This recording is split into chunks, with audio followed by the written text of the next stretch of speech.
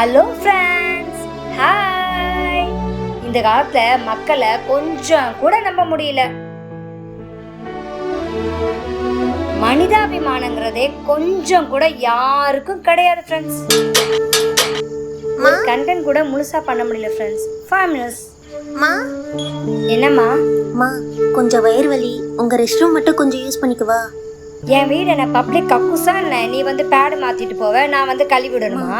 நீங்களும் ஒரு பொண்ணு தானே, வலியை புரிஞ்சுக்காம இப்படி பேசுறீங்க. நல்லா கேக்குறீங்கம்மா. அந்த பக்கம் மரம் இண்டு ஒடுக்கு நிழலா பார்த்து போய் மாத்திக்கிட்டு போங்க. வந்துட்டாங்க பேடு மாத்துறேன்னு.